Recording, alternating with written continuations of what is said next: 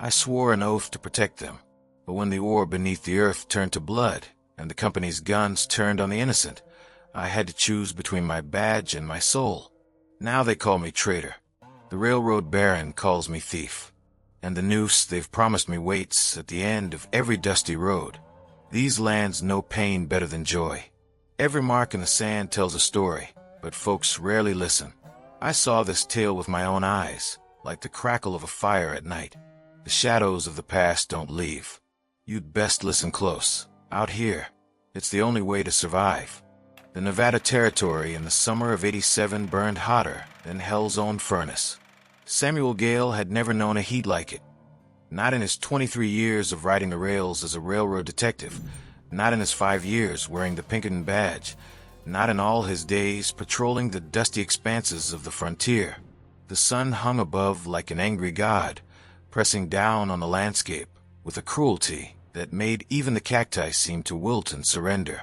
The town of Copper Ridge sprawled before him, a collection of rough wooden structures clinging to existence on the edge of a vast canyon where the earth itself split open to reveal the riches beneath. The rail line ran through here, cutting through the plateau like a scar. The Chinese laborers worked from dawn until dusk, their voices rising in a strange chorus of pain and exhaustion as they laid track and cleared stone.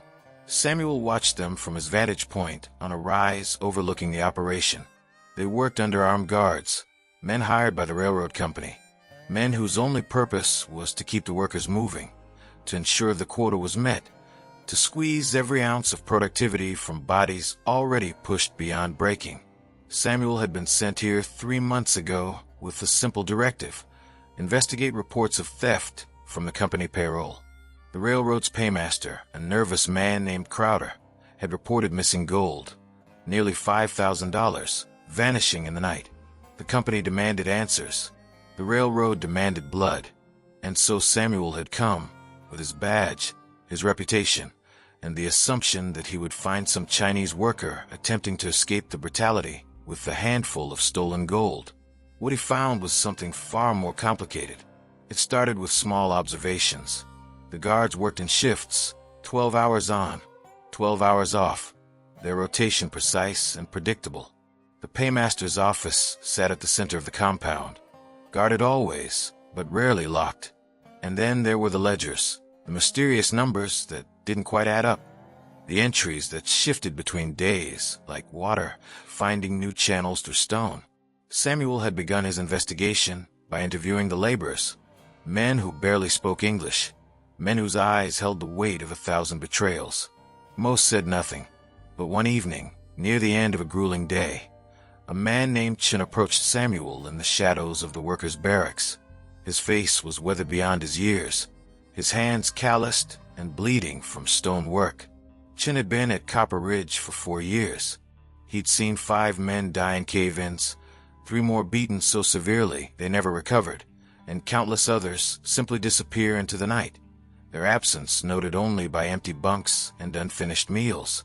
"The gold you search for," Chen said in halting English, his voice barely above a whisper, "is not stolen by workers, is stolen by the company." Samuel had dismissed it at first, a convenient deflection, an attempt to shield his companions. But Chen had offered something more: dates, amounts, patterns. The payroll shipments that came from Sacramento had been doctored. The amount claimed delivered versus the amount actually paid to workers showed a vast discrepancy. And that gold, the missing gold, was being siphoned off by someone within the company itself. Someone with access to the books, to the shipments, to the trust. 2 weeks later, Samuel had confirmed it. The paymaster Crowder was falsifying records. But Crowder wasn't working alone. The operation went higher, much higher. The railroad's regional director, a man named Harlan Voss, was orchestrating the theft.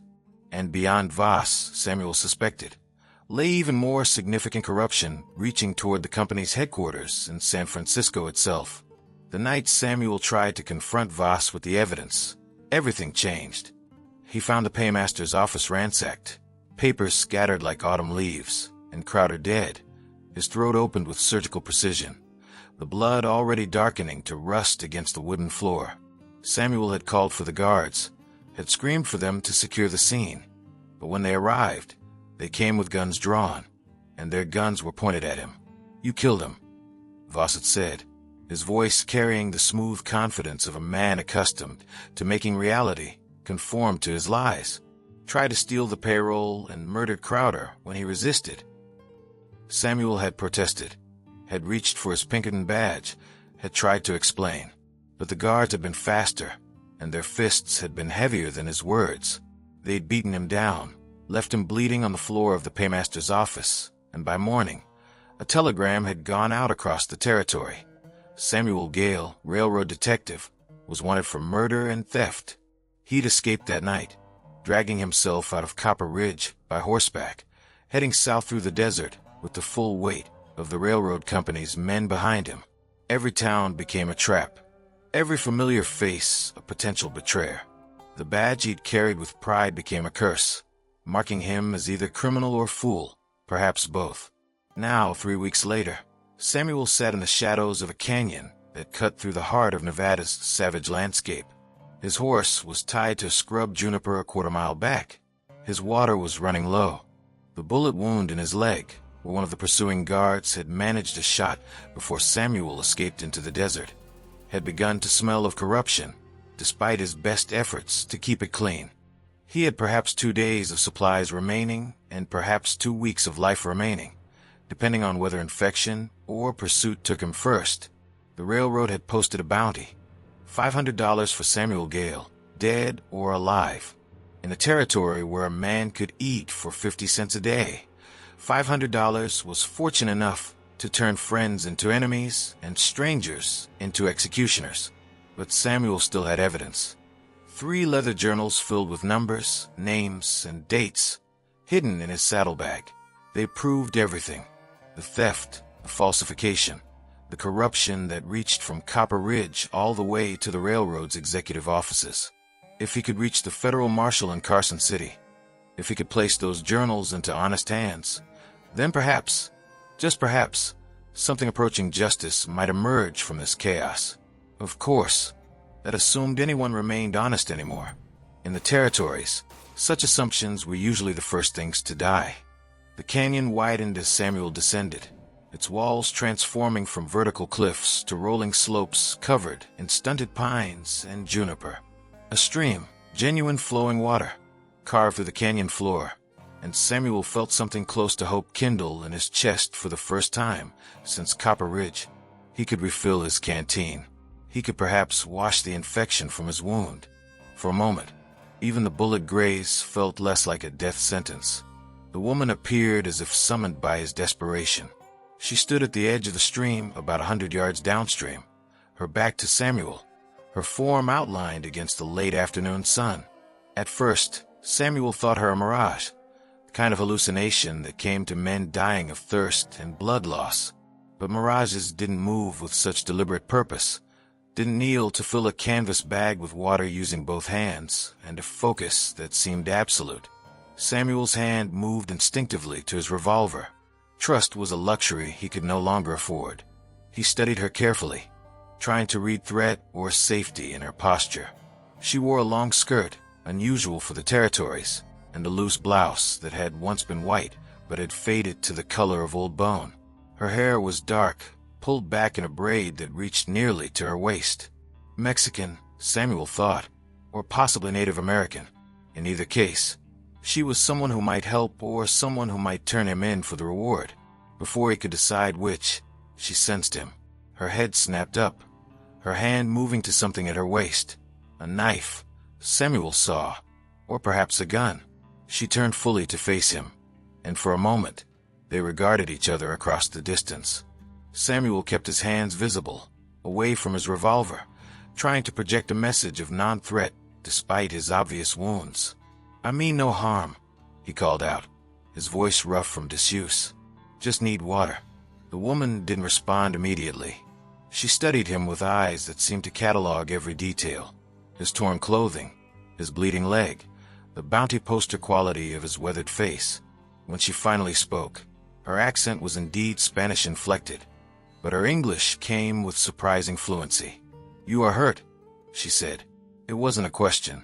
Yes, the railroad hunts you. Samuel tensed. How would you know that? Because I've seen their notices, she said, gesturing toward the canyon walls as if the notices were written there. Posted in every town. $500 for a man named Samuel Gale. They say you are a killer. A thief. Samuel's hand tightened on his revolver, but the woman made no move to reach for any weapon. Instead, she simply stood waiting. The notices lie, Samuel said carefully. I am neither killer nor thief. I was their detective, investigating their crimes. When I grew too close to the truth, they decided to eliminate me. The murder they blame me for, they committed. The theft they blame me for, they perpetrated. The woman's expression shifted, not entirely to belief, but perhaps to a kind of provisional curiosity. She lowered her hand, moving away from whatever weapon she'd been reaching for. What is your name? She asked. Samuel Gale. I am Lucia Reyes, she replied. I also run from those who would see me destroyed. She said it simply, without drama or expectation of sympathy. It was merely fact, stated in the same tone one might use to describe the weather. Samuel found himself liking her, this mysterious woman hiding in a canyon with nothing but a knife and apparent self-reliance. We both have reasons to avoid the railroad, Lucia continued. She walked toward him, each step deliberate and non-threatening, until she stood perhaps 10 feet away. My brother worked on the railroad, worked in Copper Ridge. He was killed when a tunnel collapsed. The railroad said it was accident, but I knew Miguel. He was careful, cautious. The tunnel was safe just before he died. Samuel felt something cold settle in his gut. When, he asked. 3 months before you arrived, Lucia said. I went to Copper Ridge to investigate. I found his body in the mass grave they dug for the workers. I also found something else, documents, hidden by someone in the workers' barracks. They showed the tunnel had been deliberately weakened. Someone needed to increase the accident rate, to justify higher insurance payments, to make the operation appear more dangerous than it was. The insurance money went to the railroad. She reached into her skirt pocket and withdrew several folded papers, yellow with age and dampened by exposure. She held them toward Samuel. Your documents, Lucia said, tell the same story in a different way. They show the money. Mine show the reason they needed the money, to cover the insurance fraud, to supplement the payroll theft, to build the new line faster and reap the profits before the investigation caught them. Samuel took the papers, his hands trembling slightly, together with his journals, together with Lucia's evidence of intentional accidents. They had not just proof of theft and corruption, but something far more damning. Proof of intentional murder, of systematic assassination disguised as workplace accidents. The federal marshal in Carson City, Samuel said slowly. If we could reach him with this evidence, if we could place it in his hands. We will be killed before we reach him, Lucia said matter-of-factly. The railroad has men in every town, men who watch the roads, men who kill travelers on the assumption that those fleeing must be guilty of something. Then what do you propose? Samuel asked. Lucia moved to the stream and filled her water bag completely before turning back to him. I propose we do not go to the marshal, she said. I propose we go to the newspapers. In Carson City, there's a man named Cartwright who runs the Western Chronicle. He is not corrupt. He cannot be bought. If we give him this evidence, if we tell him our story, then the railroad cannot silence us. The truth, once published, becomes too large to suppress. Samuel considered this. It was indeed a better plan than attempting to reach a marshal who might be on the railroad's payroll. How long will it take?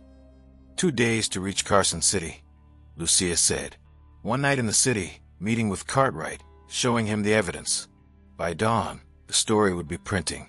By noon, it would be read in every town between here and San Francisco.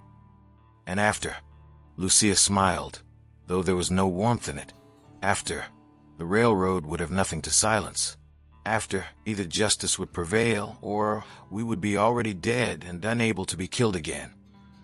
Samuel extended his hand. Then we begin tonight. Lucia clasped his hand firmly. We begin now, she said. The railroad's men are perhaps a day behind us. We must move continuously. The night was complete darkness, the kind of absolute black that exists only in remote territories far from civilization's lights. Samuel and Lucia had abandoned the canyon trail almost immediately after meeting, choosing instead to push across open country toward a small settlement Lucia knew, Prospector's Gulch, a mining camp that had been half abandoned when the silver deposits ran dry. The settlement still had a telegraph station, run by a man named Harker who Lucia trusted. If they could send a telegram to Cartwright in Carson City, if they could arrange for him to be waiting when they arrived, they could perhaps reduce their exposure to the railroad's men. Samuel's leg wound throbbed with each footfall, but he forced himself to keep pace with Lucia, who seemed to move through the darkness like she could see with senses beyond sight. When they reached Prospector's Gulch, just after midnight, the settlement appeared almost abandoned. A handful of structures, a few horses tied to weathered posts, and the dark windows of shuttered businesses. The telegraph office was a small adobe building attached to what had once been a general store. Lucia knocked twice, paused, then knocked 3 more times, a pattern that apparently meant something. Within minutes, a man appeared, rifle in hand but not pointed in threat. This was Harker, weathered and suspicious, but apparently trusting Lucia enough to allow them inside. "I need to send a telegram," Lucia said without preamble. "It is urgent. I will pay in gold." Harker's eyes sharpened at the mention of gold. He set down his rifle and gestured for them to enter. Inside, the telegraph office was cluttered with equipment, spare parts, and documentation. Lucia withdrew a small pouch of coins from her pocket and placed several gold pieces on Harker's desk. "The message is to be sent to the Western Chronicle in Carson City," Lucia began. She had clearly rehearsed this, each word precise and calculated, to the attention of editor Cartwright. Message begins, "We have evidence of systematic fraud, intentional accidents, and murder perpetrated by Regional Director Harlan Voss and others within the railroad company. Documentation will be presented tomorrow. Expect visitors." Message ends. Harker frowned slightly. "That's going to bring attention," he said. "The railroad has standing instructions to know about any messages concerning their operations." "Let it bring attention," Lucia said coolly. "If the message is delayed, if it is stopped, then we know the railroad controls the telegraph office. If it goes through, then we know there is still honesty somewhere in this territory." Harker considered this philosophy with the expression of a man contemplating a particularly difficult poker hand. Finally, he nodded and began operating the telegraph key. The dots and dashes of Morse code filled the office with their strange rhythm, each click seeming to resonate with finality. It was while Harker was sending the message that Samuel heard the horses. At first, just the distant sound of hooves on hard earth, perhaps a dozen of them, moving with purposeful speed. Lucia heard it too. Her hand moved to her knife as her eyes locked with Samuel's. "The railroad's men," she breathed. Samuel moved to the window, peering out into the darkness. He could see shadows moving between the buildings, could make out the shapes of riders spreading out in a pattern that suggested military precision. The railroad had apparently organized something more than simple pursuit. This looked like an organized operation, a sweeping search pattern designed to trap rather than to follow. "Done," Harker announced from his telegraph key. "Message sent. But I should tell you, the railroad has a standing order. Any message concerning their operations gets reported to their local agent in Carson City. That agent will have received notification of your message within minutes. The agent will notify Voss. By dawn, every man the railroad employs within 300 miles will know to watch for you." Samuel felt something cold settle in his stomach. "Harker, do you have a back way out of here?" Harker gestured toward the rear of the building. "There's a trail behind, leads up into the Sierras. Follow it north for 2 days. You'll hit the main road toward Tahoe. From there," he shrugged, "you're on your own." The sound of horses was closer now, perhaps 200 yards away. Lucia was already moving, her hand gripping Samuel's arm and pulling him toward the rear door. But before they could exit, a voice called out from outside, commanding and clear. This is Assistant Director Helena Voss of the Central Pacific Railroad. We are authorized by government charter to apprehend Samuel Gale, wanted for murder and theft. Surrender, and you will be judged in a proper court. Resist, and you will be executed for attempted escape. Samuel and Lucia exchanged a glance. They bolted for the back door, hearing Harker calling something behind them as the sound of rifle fire erupted. A bullet tore through the building's adobe wall as they emerged into the dark, firing into the night without aim, just creating sound and terror. The horses that had been tethered outside the settlement were suddenly accessible to them. Samuel grabbed the nearest one, a sturdy brown mare, and hauled himself into the saddle despite the agony in his wounded leg. Lucia mounted second horse with grace and speed. They turned the animals north, toward the Sierra Trail Harker had mentioned, and kicked them forward into a gallop. Behind them, the railroad's men were screaming orders, organizing pursuit. Bullets whistled through the air, none hitting, but all of them close enough to be terrifyingly real. The trail leading up into the mountains was rocky and treacherous in daylight. Navigating it at night seemed like suicide, but suicide by railroad was apparently preferable to the alternative. 3 days in the Sierra Nevada mountains, 3 days of climbing, descending, moving through terrain so harsh that horses struggled and men despaired. The railroad's men had followed them for the first day and a half before losing the trail in a particularly vicious ravine where Samuel and Lucia had been forced to abandon their horses and continue on foot. Without mounts, the pursuit had slowed.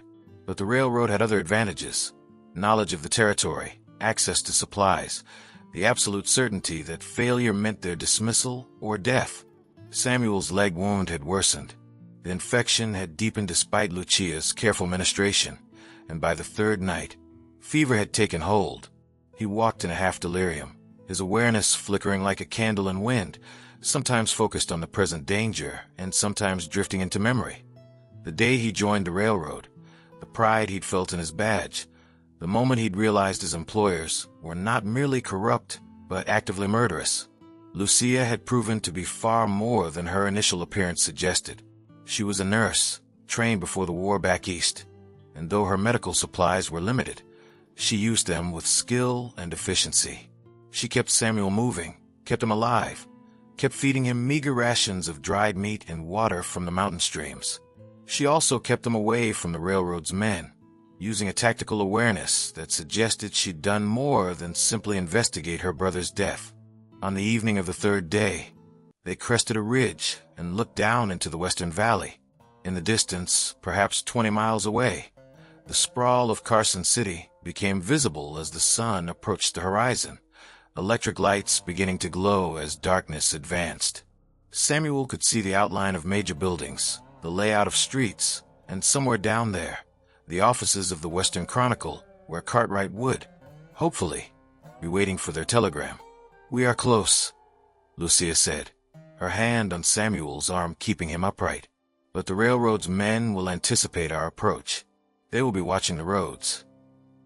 "Then we do not use the roads," Samuel managed, his voice rough with fever. "We go through the city itself. In daylight, in the crowds, they will be searching for fugitives, not workers arriving for employment." Lucia helped him down the mountainside, moving as quickly as Samuel's weakened state permitted. They reached the outskirts of Carson City just after dawn, exhausted and filthy from 3 days of mountain travel. Lucia broke into a small abandoned shed and found work clothes, dusty overalls, a faded shirt, a hat that cast shadow over Samuel's fevered face. She tied his arm in a sling, suggesting he was injured on the job rather than fleeing for his life. They entered Carson City from the north, moving through the mining district where hundreds of workers were already moving toward their shifts. No one paid them particular attention. Samuel was just another injured worker, Lucia just another woman accompanying an injured relative. They kept their heads down, their steps purposeful, their destination focused. The Western Chronicle offices were on Main Street, a 3-story brick building that stood out from the wood frame structures surrounding it. Inside, the ground floor was a print shop, ink and press machines filling the space with industrial sounds and that distinctive smell of newsprint and chemicals. A young man was operating the press, barely looking up as they entered. "We need to see Cartwright," Lucia said, her voice steady despite the exhaustion that painted dark circles beneath her eyes. "He's upstairs," the boy replied. "Editorial office, second floor. You got a story for him." "We have something more important than a story," Samuel said quietly. "We have truth." Cartwright's office was exactly what Samuel would have expected from a man of principle, cluttered with papers, stacks of old newspapers lining the walls, and windows that overlooked Main Street.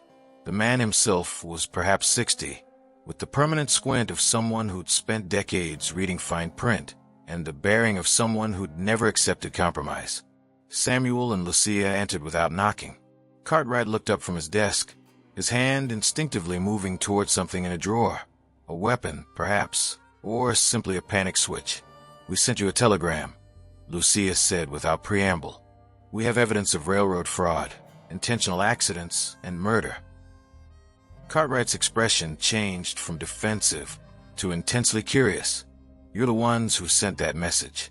The railroad's been in an absolute fury trying to find you." "They found us in the mountains," Samuel said, collapsing into a chair as his fever finally broke through his reserves of determination. "They hunted us, but we escaped." Cartwright leaned back in his chair, studying them carefully. When he finally spoke, his voice carried the weight of editorial responsibility. "Show me," he said. "Show me everything." Cartwright's press began rolling at dawn, sheets emerging from the machine in a flood of revelation. The Western Chronicle Special Edition ran a full 3 pages of investigation, complete with the documented evidence from Samuel's journals and Lucia's findings from Copper Ridge. The headline ran in letters so large they seemed to shout from the page. "Railroad Corporation guilty of systematic fraud, intentional worker deaths, payroll theft." Within 6 hours, copies had been distributed across Carson City. Telegrams had been sent to Sacramento, San Francisco, and back east to New York, where the railroad's parent company maintained headquarters. The story was no longer contained. The truth had been released into the world, like water breaching a dam, unstoppable and all-consuming. The railroad's response came with characteristic brutality. At dawn on the second day after the story broke, federal marshals arrived at the Western Chronicle office with arrest warrants, not for Samuel, but for Cartwright, charged with libel and slander. The railroad's lawyers had apparently worked through the night to construct a legal assault on the newspaper and its editor, but the story had spread too far to suppress. Within 24 hours, the Sacramento Bee had reprinted the entire article. The San Francisco Chronicle had launched its own investigation, confirming Samuel's findings with their own research.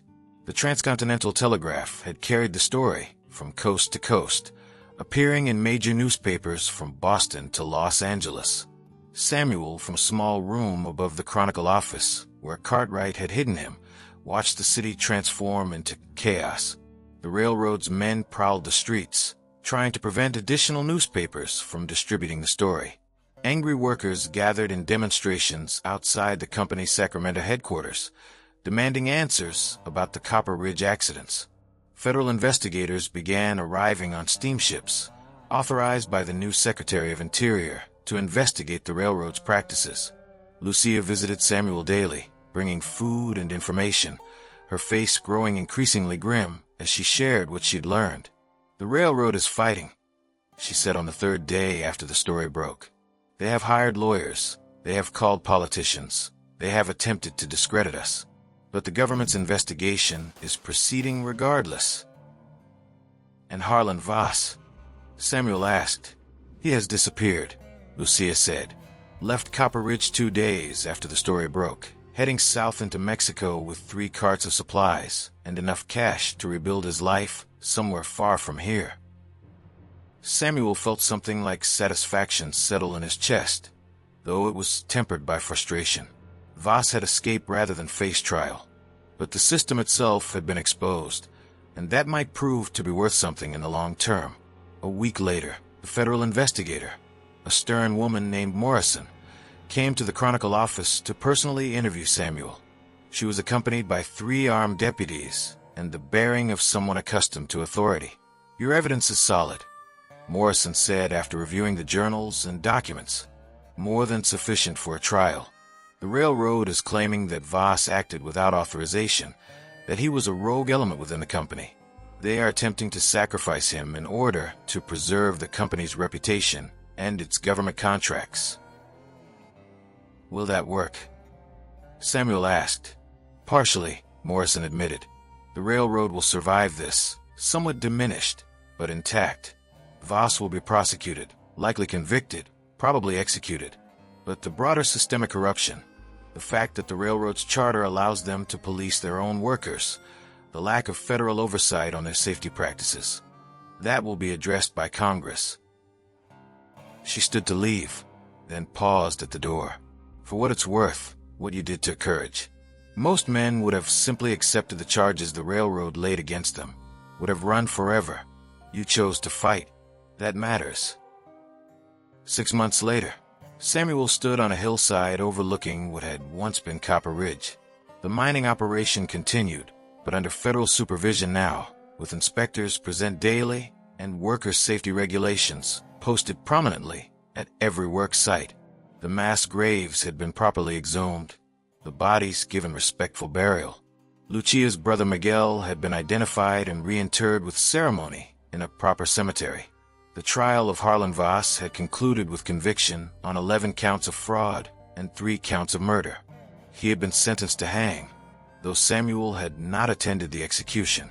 Some satisfactions, he'd learned, were hollow regardless of their legality. Samuel had been officially exonerated of all charges.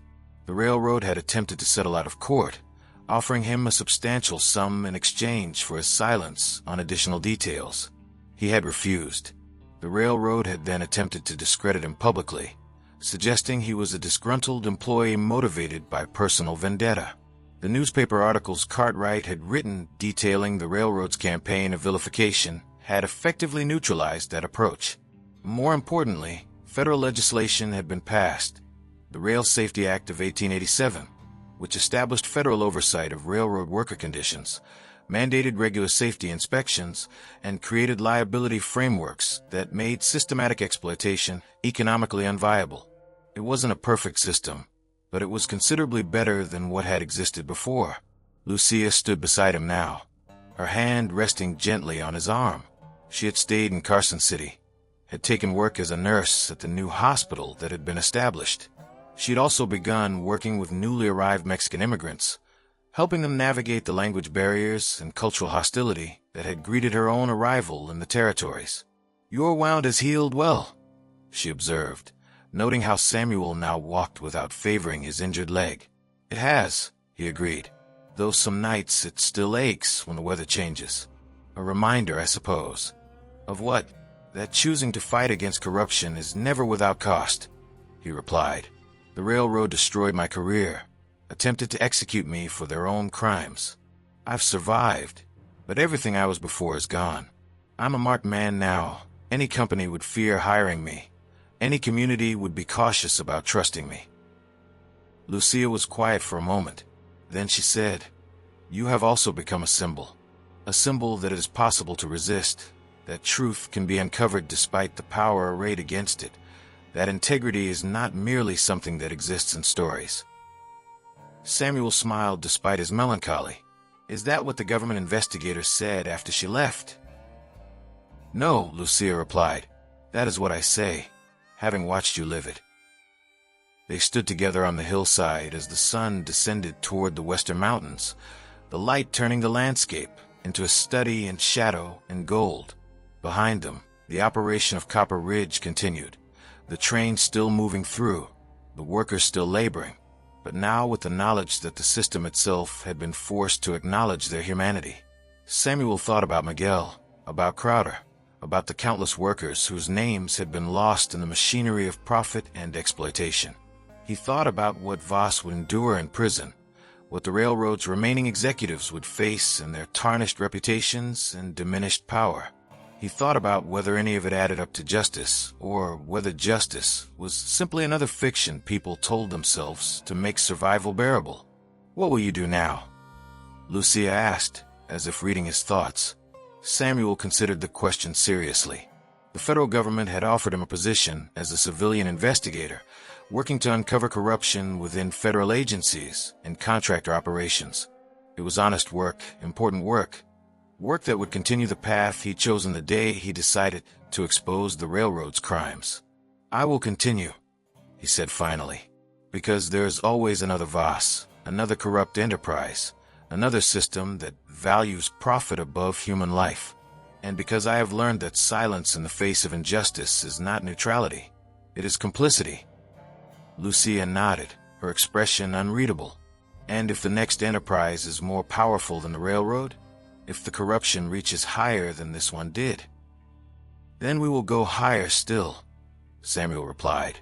"However far it takes, for as long as it requires, until something approximating justice emerges from the dust." He reached out and took her hand, and together they turned to descend the hillside toward the world below, where much remained broken and much remained yet to be fixed. Samuel Gale, exonerated criminal, railroad detective turned federal investigator, survivor of systems designed to destroy those who challenged them, walked forward into an uncertain future with clarity of purpose and the hard-won knowledge that integrity, in the end, was the only currency that held genuine value. "See you around, my friend. I've got another story for you."